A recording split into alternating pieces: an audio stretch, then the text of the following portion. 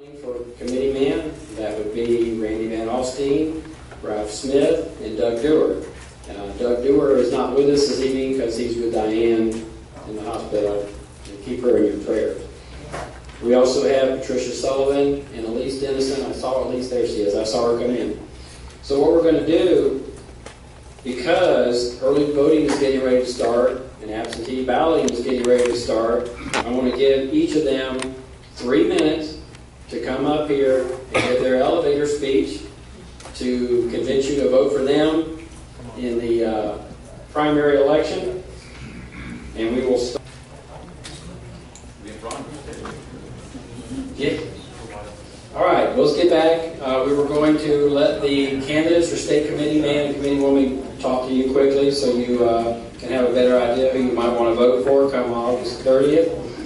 We'll do the ladies first. And we'll do it in alphabetical order.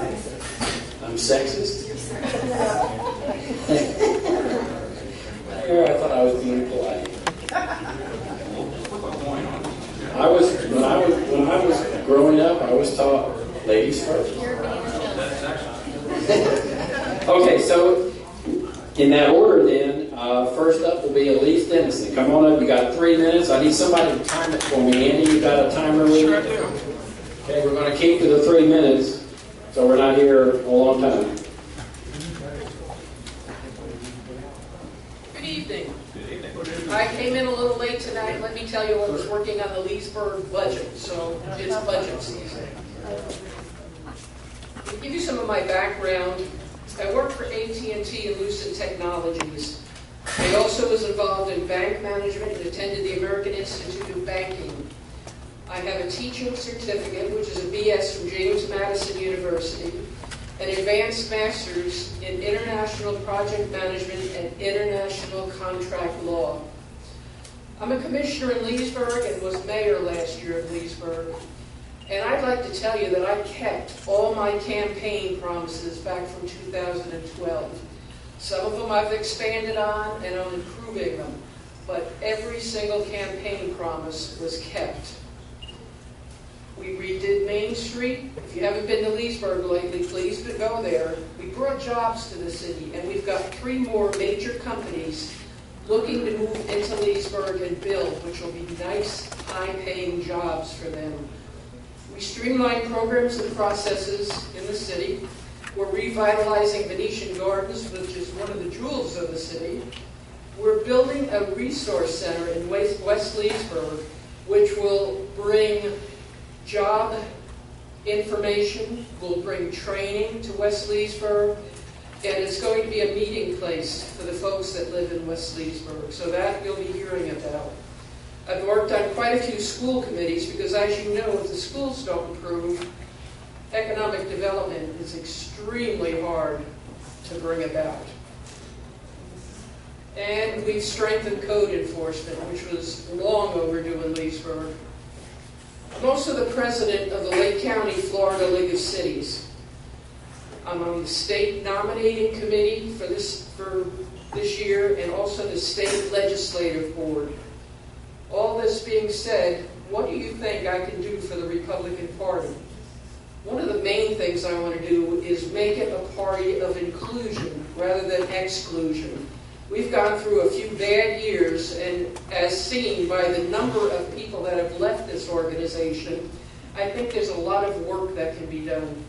I want to keep voters, all voters in Lake County, informed on what the RPOF is doing and what we can do as Republicans in this county. And I must tell you, I really think that with my background, success I've had in Leesburg, I can do a very good job for you, and I think it would make you very proud. So I ask for your support going forward. And your election is August 30th. So it's an early one this year. I will be running again for commissioner in Leesburg, but that's not until November on the general election. So I do ask for your support, and if you have any questions that I can answer, feel free. Nothing.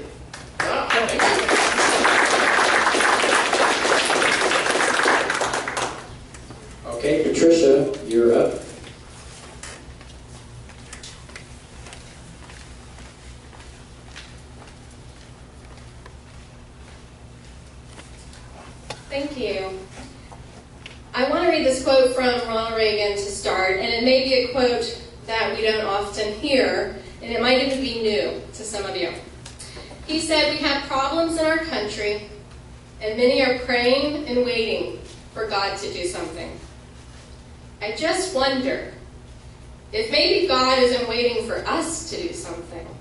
And while no one is capable of doing everything, everyone is capable of doing something."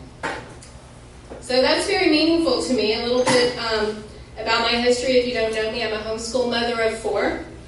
And in 2008, I took my little activist group from within my home outside the home. And that was our first interaction with the Lake County Republican Party. And at headquarters, I remember my children at that time were 7, 10, 13, and 16. And my 16-year-old got a free t-shirt for making 1,000 phone calls for McCain. And today she's a state representative. But there was a lot of frustration at that time, the election cycle. And in 2009, there was even more frustration.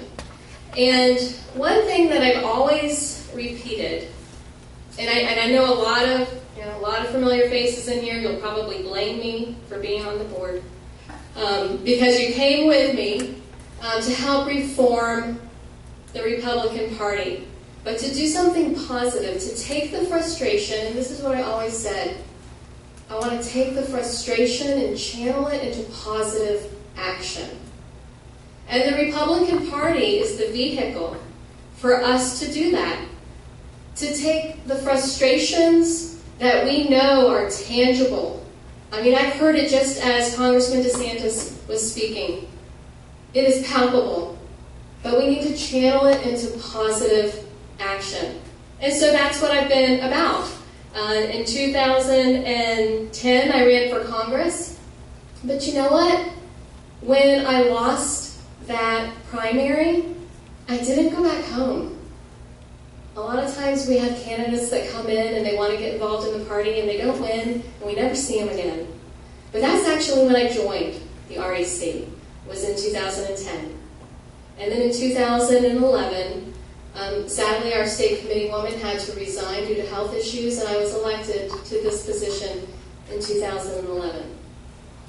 So when I went to my first Republican Party of Florida Quarterly in December of 2011, there was supposed to be a party at the governor's mansion, but it had been canceled because he was taking a trip to Israel. So is that 3 minutes? All right. Well, I will say this. Most of you in the room know the reports that I give, the stance that I take, and the changes that have been made within the state party and here. So I would love to represent you again at the state level, and I need your support to do that. Thank you.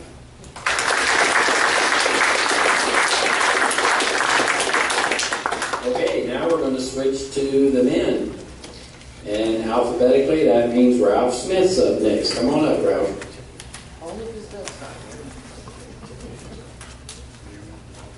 Okay, I want to start real quick just to prove to everyone, one day in my life I dressed better than the next Vice President of the United States. Okay, this was in Washington back in 2009, up in the Tea Party thing Patricia was alluding to. That's Congressman Pence. Great guy. But anyway, I got a question. All you guys have been around. Some of you are a little bit older than me. Matter of fact, most of you are. Anyway, how many of you remember who won the Florida primary in 1976 over the eventual president, Jimmy Carter? Anybody know? I'm going to give you this hat. Whoever answers it first. You remember? Nope. He was a Republican. We're talking Democrats. Carter was a Democrat. Okay. Anybody? I don't think huh? No, come on. Y'all think a minute. Y'all know some of y'all remember. Mark, you should know. It's the Democrat. Is that too hard of a question? Graham. Who? Graham. Nope. Hart? Nope. Mondale. Your favorite question? You're 3 minutes ago. Hey, okay. I thought this would be an easy one. Time's up. Okay. Well, anybody want the hat? Raise your hand. All right. There you go. First one out. Oh, sorry. Okay, it was George Wallace. Now, the reason I bring that up, if you saw it the other night, you remember George Wallace? You guys seen that movie, Woodlawn, where he was standing on the court steps and wouldn't let the black kids, Tony Nathan, the character played by Jacob Castile. The bottom line was, or Caleb Castile, bottom line was they ended up, he was the nominee, the Democratic Party, the guy who was the racist, the segregationist. You don't hear that today. Of course, we saw the emails the other day where they came out with the situation now where the taco salad bowl, remember that? That's the party. I say all that to say this. There's a lot of black conservatives in Lake County. I promise you. I brought my campaign manager, Quan. I said McGeehan, but it's Wynn, right? Yes, sir. Anyway, he looks a little different than us, folks. He was on the last episode of American Idol. That's another story, though. He's got But hair. anyway, we have black folks, we have light-skinned folks, Hispanic folks. We have a lot of great conservatives. Now, I'm proud of the folks that are here. Everybody's doing a great job, and that's wonderful. My biggest skill will be trying to bring more folks like this in. I've done this through our booster club, the high school. We've done lots of things. I grew up in a black neighborhood, guys. I'm very comfortable with black people, and they'll be very comfortable with you because you know what? I found out they're more family-oriented than the vast majority of folks that look like us, the young ones. And we need young people, too. Quan fits both those categories. There's a guy down in South Lake named Thomas Spencer. As good a conservative as you'll ever find. There's another fellow who came to one meeting up there, Chris L. Walker, who's the pastor who got the Pastor Protection Act passed. Senator Hayes knows about that, who stopped Lakin. These are men. We got to get these guys in, and we got to get their friends and all that. That's what I'll bring to you, aside from a lot of fundraising capabilities, which I don't have the time to get into. But anyway, vote for me on August 30th. Thank you.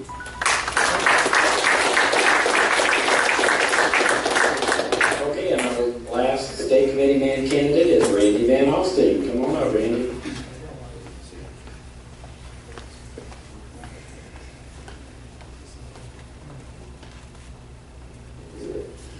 Good evening. Most of you probably heard why I started in this race a few months ago when Alan Winslow resigned, our former state committee man, and who served our county honorably but resigned in March, and then I was fortunate enough to have your vote and your support in May and become your state committee man, and then went to my first RPOF meeting in the first couple of weeks of May. Absolutely enjoyed it. Had an opportunity to spend some time with our former state committee man there, and I took that opportunity to listen to him and to learn from him because, like I said, he served this county honorably. I got into this race because, as you know, during the presidential preference primary, Donald Trump had 1.1 million votes in the state of Florida, 66 counties out of 67, and our Republican leadership was sort of thumbing their nose at him, and I didn't appreciate that. Now, Donald Trump was not my guy.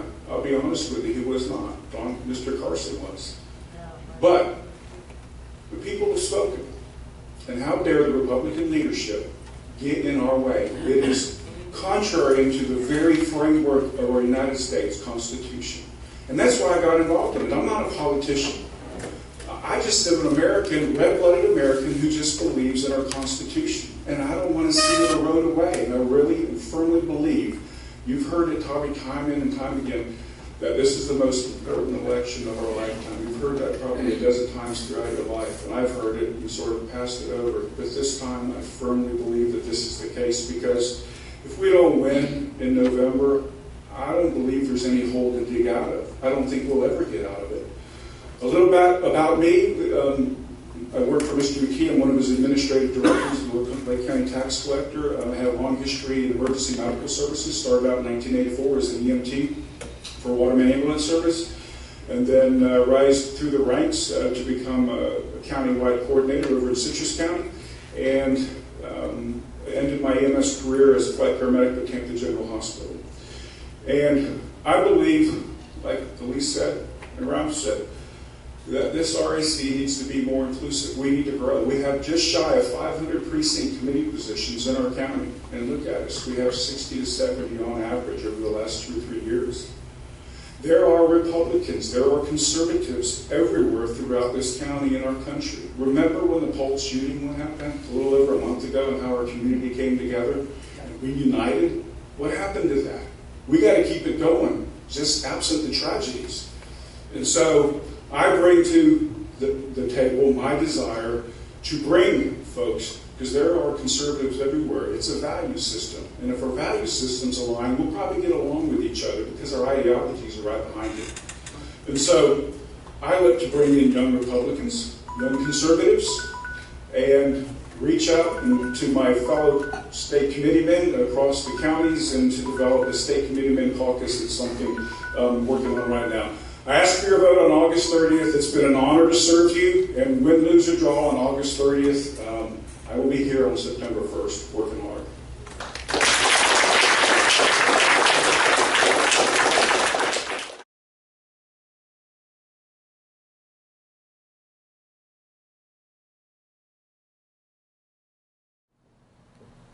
I'm Doug Durr, and I'm running for state committeeman.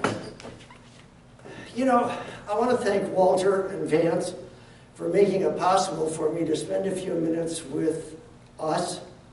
You and I are 8th Precinct committeemen and committeewomen.